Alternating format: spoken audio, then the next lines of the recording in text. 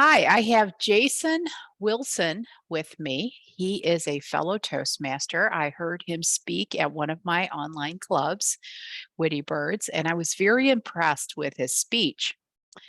And he has some big goals. But before we get into that, I want to talk with Jason about how he got into Toastmasters so we understand his background and why he's passionate about the things you're passionate. When did you join Toastmasters? Joined about 3 years ago. 3 years ago. Mhm. And where are you located? I'm located in Northridge, California. The Which group part of I'm that? currently a part of the group I'm a part of is Mindful Communicators in Woodland Hills. So is that near LA? Yep, Los Angeles, Okay. California. Los Angeles. Okay. That's for all of us that are not in California or know that region so much. So which district is that? District 52. 52. Okay. I don't know all the districts, but I know that one That's of the okay. districts is there. But it's interesting. So what was your decision that you got you into Toastmasters? What caused you to sign up and become a member? Well, it's funny, at the time, my church that I go to, we have a youth speech competition that happens every single year. And I was one of the parent volunteers that had been doing it for years. And even though I would give feedback and information on how the students could be better at speaking, I thought, you know what, instead of telling them based on what my instincts are, if I went through the process myself to become a better speaker and know what they're going through as I'm giving them all this information, that would be more helpful to them. And the funny thing about it is that once I joined the group and I started learning how to get better at writing speeches, none of the students asked for my help. None of them asked for your help after you No one started asked for writing help. So speeches. now it's been 3 years. Nobody still asked for my help, but I'm still in Toastmasters, because I like the idea of improving myself and getting better. I found out that all the research that I was doing to try to help them to get better, now before I joined Toastmasters, now I've just put it into helping myself get better. I found out that I just enjoyed it. What skills, what part of the speaking in front of people has helped you in other parts of your life? Do you do it for work or do you just do it for self-confidence or because you enjoy it? Yeah, no, I'm basically behind the computer all day long. I don't speak to anybody, so I don't do any kind of speaking at all. So it's kind of funny. It's funny. So you enjoy but it seems like you probably enjoy communication if you're working on the speeches and giving them in front of people. Well, I enjoy studying the process of studying different speakers, different concepts, and then seeing the way I would define it is speaking is, of course, everybody knows how important it is, but I found out more important than speaking is listening. And that's how I've grown. I've grown more by listening than I have by speaking. I listen to a lot more content and study a lot more things than I actually do speaking. Because through that, I then start to think about what it is I'm hearing and then how to try to verbalize that. But Where do I, you get your content? Where do you listen? What content do you listen to? Just is it podcast or is it specific online YouTube? just YouTube. I'll Mostly YouTube? yep, I'll just What's then search and what's your favorite genre in is it public speaking and communication or is it different? it's really whatever I'm researching at that time. You know, Okay. I don't try to limit myself. Sometimes I'll listen to people who write, because one of my weaknesses was writing. So I would listen to YouTube videos on writers who would talk. So it really depends on at that moment. Even sometimes listening to a motivational speaker, because those guys have to continually keep generating content.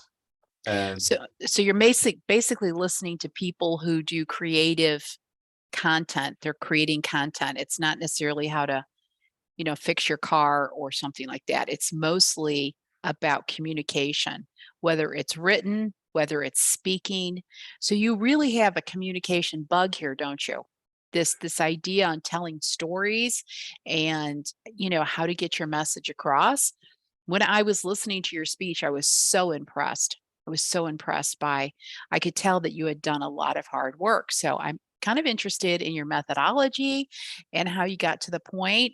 And so that's why I kind of want to break this down and hear a lot of what you say. So you go to different websites you go to different YouTube and you like to listen to, writers and how they set up their story, or Mhm. talk us through a little bit about what you were looking for on the writing YouTube stations, like. Well, there's the technique that is being used more now, I think, than ever, is the idea of show not tell, and that's more of a writing thing, where writers want you to try to use more visual ways of to communicate your information rather than trying to tell the person who's reading the content. I thought, you know what, that's the same as speaking. With speaking, if people can visualize the story that you're saying, then that can put them in the place at a better place for what they're hearing rather than having you tell all the information. But at the same time, it's very important. You can't just completely show everything, because you have to at the same time leave them with nuggets of statements that they can remember. So they say, I oh, was very interested. I saw that during your I heard that while you were speaking. I felt like you were very strategic about the morsels that you put on. It was like, um, taking a walk through the forest, and there was like a little nugget that we would find, and it would help bring your story together. So I was so intrigued. I am a private tutor and I teach a lot of writing. And so I was so intrigued by all the different tools you used. And so that's why I wanted to talk to you. oh, And I this is wanted to fun. hear your perspective on those different and how you're able to pull from different genres and then create this wonderful speech. Now, what you're doing is you're going to different clubs and you're giving your speech and you're modifying it, you're changing it. Constantly. And now you're like, you're going from different clubs. How are you finding the different clubs to visit? Well, it was funny. I was listening to a presentation from Verity, the world champion of Toastmasters, and she had said, "Oh, well, yeah, a lot of people who go to world championships, average about 40 clubs." I was like, "Wow, average 40 clubs." I remember when I competed earlier this year, I did about 10. But I said 40. I said, "How do you do 40 clubs?" So I wrote her an email. I said, "Verity, how do you do 40 clubs?" And she responded. I was so humbled that she responded. And she said, "Oh, well, you go to the Toastmaster website and you should start looking for clubs." And that's exactly what I did. And that's how I've been finding all the clubs that I've been going to. And it's just this past later this or a few days ago, I presented at the club, and a few of the women said, "Oh, you know what?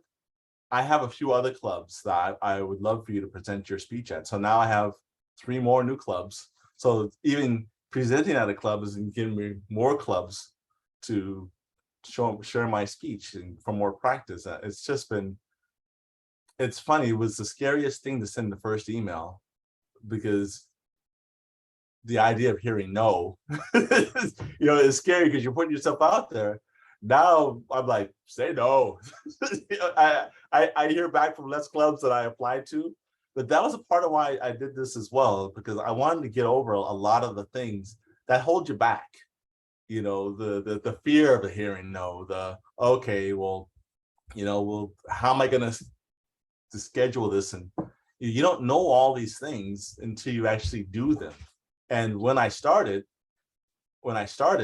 I I would just remember, oh, okay, I have a speech on this day and I have a speech on, and it's like, no, I have to have a calendar now. Because you got to keep, because you're dealing with different time zones.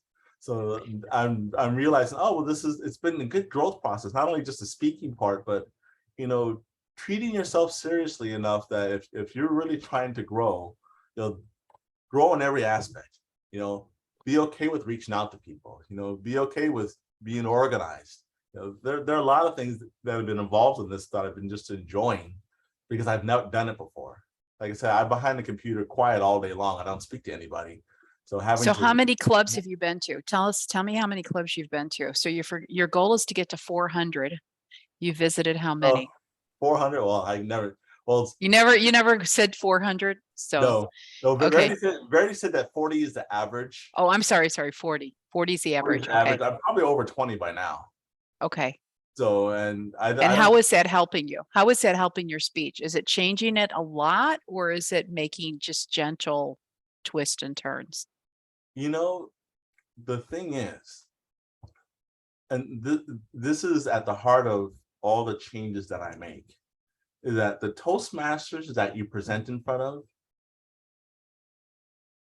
they all are experienced at knowing what they like and knowing what reaches them.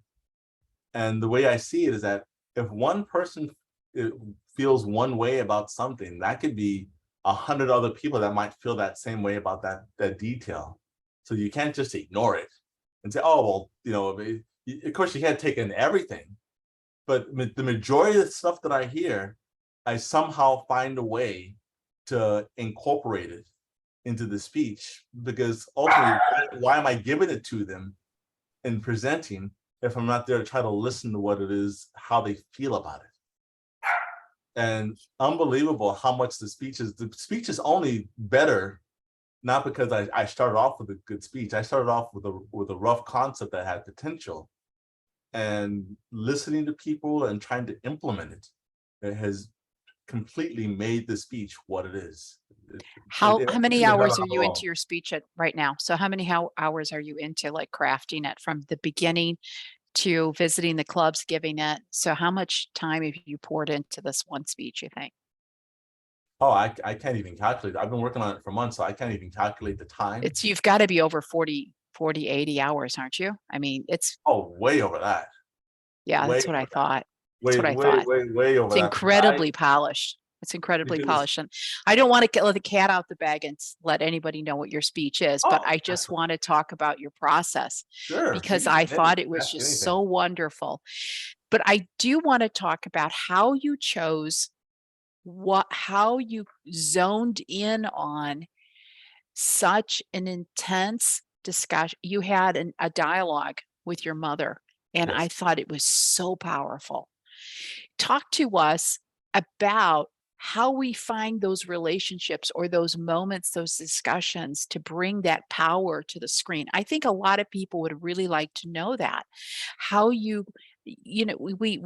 with the people in our lives, there's so many moments, there's so many things that were said, and that you were able to just like zero it in just a few conversations that were so incredibly powerful. I've been a Toastmaster for a long time, since 2013. I've heard a lot of stories. Your dialogue with your mother was so powerful. It just and I just wanna know how you got to the point. I get that you're a writer. You study craft, you study creative, but how you were able to take such powerful moments between you and your mother and then bring it into the speech. So it was just absolutely and I think a lot of people would like to know how you tapered that down. It was very difficult. I would start at the end. The end is you only have so much time. And at some point in time when I first started this piece, those moments were a lot longer, you know, a lot longer. The speech itself started with only the conversation with my mom. And I had that conversation for months, and I repeated over and over, and it was much longer, much, much, much, much longer. But then you realize you only have so much time. And as I kept going from club to club to club and having it refined, and then I would watch, again, I'd watch videos of what's really important. I think my most favorite Toastmaster presentation that I've watched is David Henderson's. He has on YouTube. He talks about how movies and speeches in movies are so important that we remember the speeches more than the movie at times, because those are the things that resonate. So I thought that, okay, you know what, you really have to condense this down into what it was really about. And the hardest thing, I learned this more this year than any other time, is that just because you say, I know my message and I know the message, you really don't. You really don't know the message that you're trying to give until you give it and you realize people aren't getting it. Because your message means nothing if you're the only one who understands it.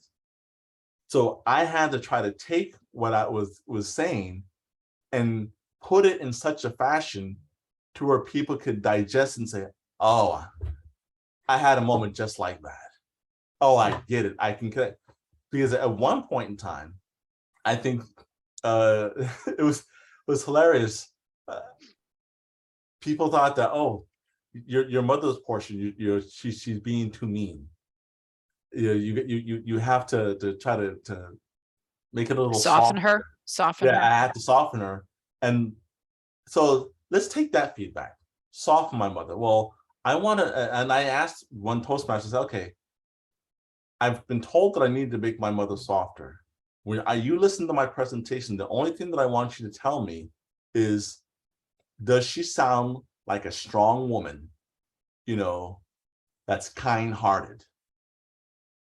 That's all I wanted to know, because I rechanged some of how I portrayed her, because I can tell some people don't have that mother that's yelling, or they have. And if you're really trying to connect with your listeners, if you're giving them a mother that can sound angry when their mother wasn't angry, then all of a sudden you've alienated a whole list of Toastmasters that This might have it liked. really intrigued me. It really intrigued me, your characterization. Your characterization was so strong, just so incredibly strong. And from a person who teaches writing, I just felt like your mother just came right through the screen. We were on in an online club, and I just felt like she just was there. And I felt so much like I knew her.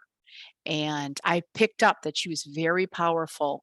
She was very specific. She wanted her boys to think in a certain way, and she didn't want them to be part of the crowd. You see how Yeah, much I remember? yes, you do. And I didn't But the thing get is, that the most she was important I thing didn't is get I didn't want emotionally you're remembering. I'm emotionally because And it that, touched and me that so was the hard. whole goal. That's right. Because this is what I wanted for my son. And when you started with some of the things that you were going to talk about, I thought, okay, this is just going to be a fuzzy thing. And boy, but when you started talking about your mother and that relationship, boy, did it just stopped me in my tracks. And I was just like, whoa. And I just thought that was so incredibly powerful. And I just loved every minute of it, that dialogue with your mother. And I think what you did really well is you helped us all see your mother and really appreciate who she was, right? So, we all live, well, not everybody, but a lot of us live quiet lives. We don't, we're not international big stars. But you made your mother known to so many people. And I love that part of it.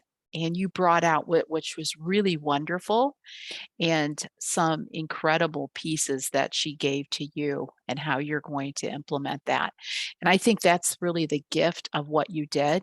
And then with that gift she gave you, you're giving it to other people. And I love the characterization that you did. And to talk to us a little bit about that process of how you made your mother come alive for us. Talk to us a little bit about that. That's what I want to hear more about. No, I completely. The way I do it is, I've tried writing speeches, and I realized that when I write a speech and then I try to memorize a speech, and then all of a sudden I have to change what I've written, my mind has a hard time changing it. because I get hung up on the words. And and sometimes after I write a speech and I'm trying to present it, I sound very wooden, but I'm trying to be very flowing. So this speech that I did, I basically treated it like a table topic. I've not written down this speech once. I've written it down a bit. The entire speech I created in my head, word for word, as a table topic. So when I would do my mother's portion, instead of writing down, oh, she would say this, she would say this, I would literally go and try to say how she would say something in the way that I felt that she would say it. And then you get feedback. And then because I knew my message, I knew her as a person, and I knew how I reacted to the things. You have to know all these things. It changes and mold how you say something. And then that would change again. Okay, somebody said this. I said, well, if I change it this way, because that feedback, is this still going to be in line with the way my mother is? Yes. So when people said that, well, what are you going to do? How are you going to make your mother softer? Well, then I had to go research. And I researched the speaker named Lisa Nichols, and she always talks about, her, I think it was her grandmother, and how much important she was in her life. And I listened to how the voices that she used. Is, oh, you know what? She sounds a person who's smart, but at the same time, you would listen to her. I said, oh, okay. So you don't have to sound angry. What you have to do is say things in a way that shows the wisdom. Because the thing is, it's very easy to write a mother. Oh, my mother, she's the most sweetest person. I mean, that's wonderful, but a woman who has to raise kids by herself, she's gonna be sweet, but she has to be very strong, because it's not an easy job, and she can't be nice all the time, because at the same time she doesn't want to get walked over. Mm-hmm, And mm-hmm. and that's the aspect of her that I wanted to make sure you saw, that you said she had something that she wanted, that she was determined to try to get across to us. And the only way that I could do it, can you imagine this? If I would say, okay, she would say this, and then I would get up and say, okay, how does this sound? No, that doesn't sound right. Now, how does that? You're trying to take something that you wrote and try to see how it's going to sound. But if I'm standing there and saying, I don't like that, that's something that she would say, but you jumped into how she would say it, and now you don't have to practice how you say it. It's your vocal variety. That's what I noticed. When you were characterization, your vocal variety, you just nailed it. You just nailed it with your tone, your inflection, and you did you did a little bit moving. I know that when contest speakers are working on their speeches, they'll always say, "This is where you put one. This is where you put the other." Yes. But I really love the vocal variety and how your intonation and your voice changed. I'm huge into like how that sounds. So it was really, I loved it. I loved going back and forth, the to and forth. And that can get a little cluttered when you're giving the speech because Big time with this piece. you Huge. really have to be in your mind and you have to be able to flip quickly and then go like that, especially Yes. if it's a back and forth conversation. No, Yes. it seems like, just saying that I could go back and forth. Well, you get lost in the conversation. I've done it before and then I just sound like one person. Oh yeah. And going from this person to this person to this person. And it's a monologue, but you're able to carry those pieces each time you flip, each time you flip, each time you flip. And if you're a person who doesn't do a lot of public speaking or doesn't tell a lot of stories, these tiny nuances don't seem that big of a deal. But when you're working on you're crafting a speech, then all these different pieces keep coming into play and Yes, you they keep do. adding and you keep polishing, you keep polishing. So let's talk a little bit about your goal to get to the international speech contest. So you told me you had done you had done one speech contest or you'd done several speech contests before that? I think this will be becoming I guess this will be my fourth time competing, I think, Fourth time in the international or in other contests? in the international. Uh, International. Okay. So yeah, do you do the other ones too, or is it primarily the international? oh, just international. Yeah. Yep, just international. Is it because you can go all the way? No, it's because I learn more by retelling one speech. I learn more about how to become a better speaker by redoing one speech over and over and over again. Because anybody who's watched this speech early on will say, you know what, this is not the same speech I saw before. And it's not, because I'm always trying to improve. I'm always trying to define what is that nuance? What are those words that I can leave out that I don't need anymore, that I was holding on to? You know, how is, you know, because what happens too is that this is what I meant earlier on when I said that you don't know what your message is. The more, Yeah. as I'm going along, I'm understanding my message more, which is why I'm able to bring it out more within my mother. I'm able to simplify words. I'm able to drop phrases that are not important anymore. Think, oh, that's, somebody said, you can cut out that line. That's not adding anything to the speech. Oh, you know what? You're right. It's not. I'll cut that It's a line out. huge part of writing. It's a huge part of writing, isn't it? So Yeah. if you sit down to write, whether it's a narrative, your own story, whether it's an essay about something, you do a data dump, blah, blah, blah, blah, blah, blah, blah, right? And then as you read through it, you're like, well, this has nothing to do with it. This has, so now you're down to 50% of what you started with. So Yeah. now you got to infuse it with more information. And then you have to start and say, what is my end game? And it's a long process, isn't it? It's a long process, and It it's a really is. lot of creativity. It's not problem solving like on the computer, is it? No, it's not. No, It's it's not. quiet time. You have to be quiet, and you have to listen to yourself, and you have to examine things. It's quite a bit of work, isn't it? And You said it beautifully. It's exactly what it is. I couldn't have said it better the way you just said it. That's exactly what it is. And I had no idea it was going to be that way. I really did. I've I've been in Toastmasters since 2013. And people come to me and they want to become really good speakers. How do you speak well? Well, you keep doing it. You keep doing it. You find your message. You keep doing it. I like to give a lot of informational speeches, and some friends of mine, we are working on a technical, explaining technical presentations, mostly social media and type things on YouTube. And I really like that because I like information. I'm always very intrigued by people who tell stories. I think that storytelling is just they are the masters of the craft, just masters.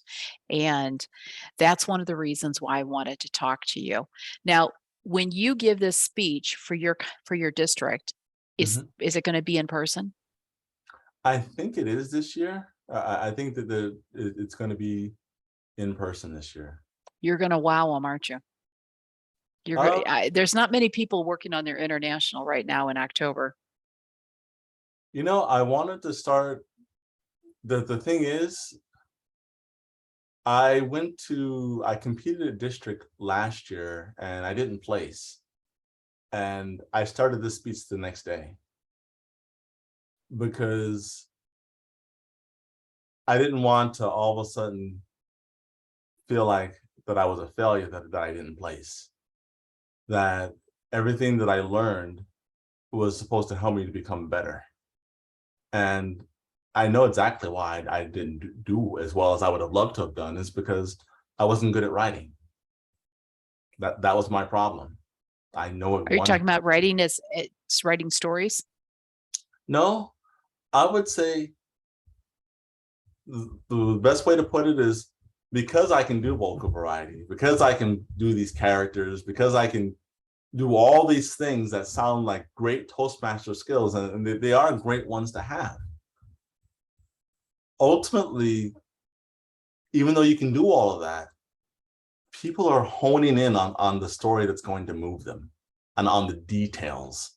And that's what I wanted to focus on. You know, make sure that this, because somebody has said, oh, people used to ask me, oh, wow, are you an actor? I say, no, no, no, I'm not an actor. But when you're using your other skills to make up for a deficiency in another area, then it becomes a performance rather than you made that character real to me. I thought you were an actor when I listened to you the first time. Well, I only listened to you one Yeah, time, but I thought you were an actor yeah. because you portrayed the characterization was just spot on. And So that's why I wanted to listen to some of your methodology and the process. You haven't been a Toastmaster for that long. 4 years no. is not that long of a Toastmaster for that long. Are you giving speeches in your club, or are you primarily working on this speech? I've completely dedicated my time to just working on this speech.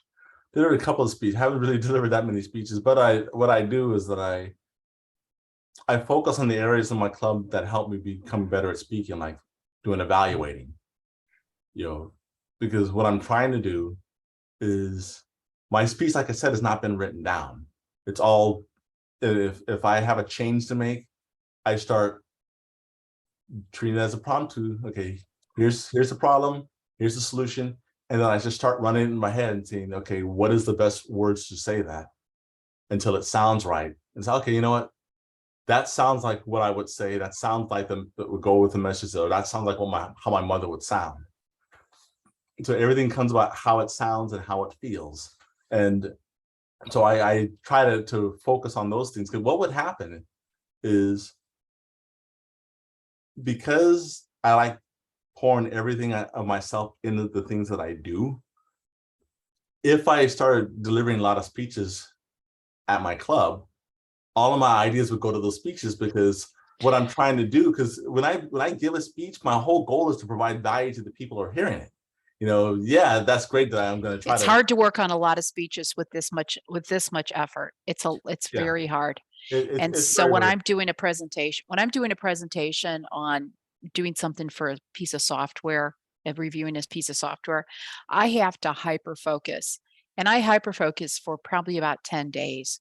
And it's probably about a 2 to 3 days of research, which is not a long time. But if you don't have a lot of thought to it, it can come off on that boxy kind of feel. And That's so I right. have to That's I have right. to say it over and over again, because what sounds really, really good on paper doesn't sound good when I say it. And so I No, have to say it over and over again. I have to practice it. that's And right. I really could give some of those presentations. I could give them probably for another month, even once I have all the information locked down. And so I could tell you had practiced quite a bit. I could tell. And I was very, very intrigued by the mastery that I saw. And that's what the big reason I wanted to talk to you. So I really appreciate your coming on and talking to me.